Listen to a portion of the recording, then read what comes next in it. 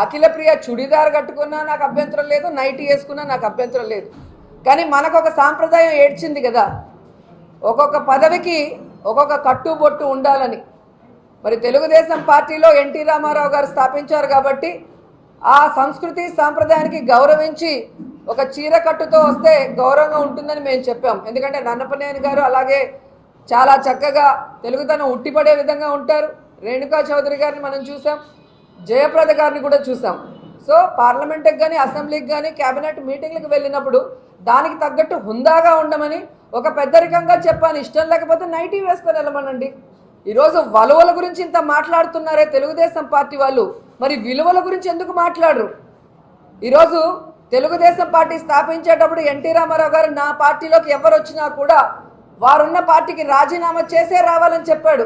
అలాంటి పార్టీలోకి సిగ్గు లేకుండా 21 మంది రాజీనామా చేయకుండా ఎలా వెళ్తారు? ఈరోజు దాని గురించి ఒక్కడు మాట్లాడు, ఒక మంత్రి మాట్లాడు, ఒక ఎమ్మెల్యే మాట్లాడు. కాబట్టి ముందు వలువల గురించి తర్వాత ఆవిడ ఇష్టం వచ్చినట్టు వేసుకోమనండి, విలువల గురించి మాట్లాడండి. ఈరోజు రాజశేఖర రెడ్డి గారి ఫోటోతో గెలిచిన వాళ్ళు ఇదే జలీల్ ఖాన్ నిన్న మాట్లాడతారు. స్వార్థంతో 4% రిజర్వేషన్ ఇచ్చారంట రాజశేఖర రెడ్డి గారు. అంటే మైనారిటీలకి మంచి చేయడం కూడా ఆయన తట్టుకోలేకపోతున్నాడు. మరి అలాంటి స్వార్థపరుడి ఫోటోతో గెలిచిన నువ్వు ఆ పార్టీ ఎమ్మెల్యే పదవిని పట్టుకొని ఎందుకు ఊగులాడుతున్నావు? రాజీనామా చేసి అభివృద్ధి చేశాడన్న నమ్మకం ఉంటే చంద్రబాబు నాయుడు ఫోటో పట్టుకుని ఎన్నికలకు వెళ్ళు.